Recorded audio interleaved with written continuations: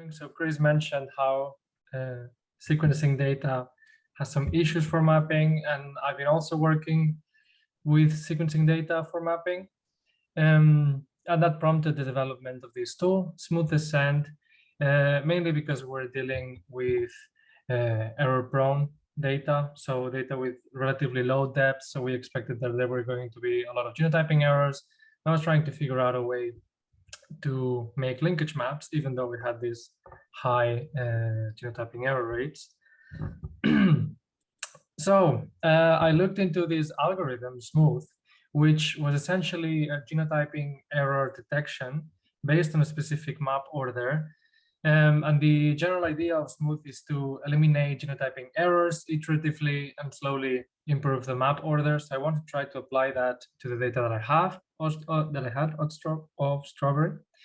But Smooth had some limitations, namely that it was only usable for simplex nuliplex markers, and also only in diploids. And Strawberry can be treated as a diploid for mapping, but you know, I worked with polyploids as well, so I wanted to make it able to be used with any ploidy. So that's what I did. I implemented Smooth Descent in R. So now all marker types can be used, all even ploidies, and we have a bit of an improved prediction method. So let me tell you a bit how Smooth Descent works. The first that we have to do is, as many other packages today, is calculate identity by descent probabilities. So we start with a genetic map and some parental phase genotypes. And with these, we can calculate observed identity by descent probabilities. So these are not calculated with a hidden Markov model. They're what we call naive probabilities. So they're very simple. You can see that they're not informative sometimes for one of the parents. But by looking at this matrix, so this is for a single individual, and each column is a homolog. By looking at this matrix, you can already guess this individual has inherited homolog 1 from parent 1, maybe has had a recombination here, and homolog 1 from parent 2. What we can also guess is by seeing these small points, these are like what Smooth calls singletons, so seeming double recombinations in very short spaces. And this is the basic idea of Smooth and also of Smooth Descent. These are more likely to be genotyping errors than to be actual double recombinations. And then Smooth proposes a way to detect these small double recombinations, which is by using a predicted IVD. And the prediction is performed with a local weighted average, which is, again, not a hidden Markov model, which also makes it quite fast and very low memory. So essentially what you do is take a group of markers at some part of the chromosome, make a local weighted average, and then you obtain some predicted identity by descent probabilities. And you can repeat this process along the chromosome, and you can obtain this kind of matrix. So you can see that it has the property that when you get closer to recombination areas, the probabilities become a bit more fuzzy, which is what you would like for a for an IVD prediction algorithm. And then by comparing the observed and predicted probabilities, we can perform error detection. And this is done essentially just by doing the absolute difference between one and the other. And you can see how these double recombinations become highlighted. So they have very high values of this absolute difference. And this is how we perform the error detection. So now we have detected these are the likely errors. And now by combining these likely errors with the predicted probabilities, we can obtain new IVD probabilities.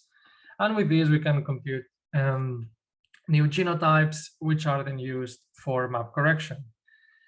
And this looks like this. So as I said, you obtain new genotypes, corrected, and then we estimate the linkage map, and I implemented it with Polymapper. So that's also why it can be used with any ploidy. And you repeat this process multiple times, and this is how it would look if you compare the maps that you obtain from each step. So at the beginning, this is a simulated data set, This is a simulated data set with an error rate of 10%. So you can see at the beginning, before applying any Smooth Descent, we have some map order. And already in the first iteration, a lot of the markers have been reordered. This is the order correlation between one map and the other.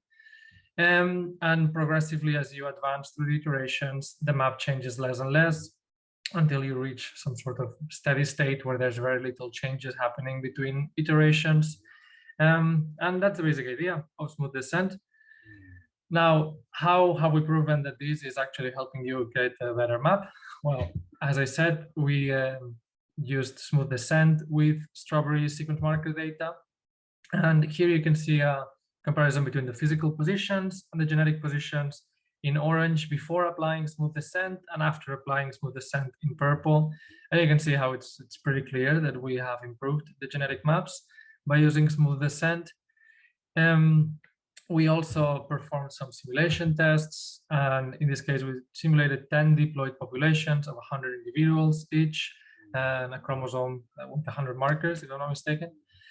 And we had the different error rates, including heterogeneous rates across individuals and heterogeneous rates along the map. And these are the results that we got. So what you see here, first is the genotype correctness. So here are the different error rates.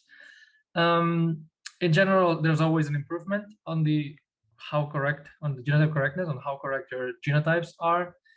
But also we can see how the position correlation and the order correlation improve. So this is the correlation between the best possible map, so a map constructed without genotyping errors, and the map obtained with each of the error rates. And what you can see is that except for the 50% error rate case, in all of the other cases, there's pretty good improvement on the both in the position calculation and the order calculation. So yeah, that's pretty nice. But in the end, I would say the take-home message from this slide is that smooth descent works best with few iterations. So you can see how after, especially for the very low error case, after 3 or 4 iterations, you start losing a little bit of the corrections that you're doing. It is because some imputations are not being done correctly. Also, the optimum order and positions are reached in the 3rd or 4th iteration. So there's really no benefit to continuing to improve unless you have very high error rates, like 20%. Yeah, but this with diploids. Of course, we're in polyploids tool workshop, so I also want to show the data for polyploids. So what we did was very similar experiment in this case. So also 10 simulations, in this case only with a single error rate, 10%. And you can see here the results for diploid data, tetraploid data, and hexaploid data. And of course, there's still some map correction, so the construction is improved with smooth descent and also the genotype correctness, but it clearly works less with tetraploids and hexaploids than with diploids. And the reason is mainly 2 things. First, because with the same error rate, the preliminary maps, so the maps that you can make at the beginning, are actually a bit worse in tetraploids and hexaploids. But it's also because less genotype corrections can be made. So what I saw in my experiment is that the errors can be detected, apparently. So they are detected more or less in the same way as they are in diploids, but the genotypes cannot be imputed so easily because the IBD probabilities are more uncertain using this naive method with tetraploids and hexaploids. So because you have this lower genotype correction, you have less map improvement. Yeah, so that was all I wanted to say. Just as a summary, again, smooth descent is this iterative algorithm for mapping independent genotyping errors.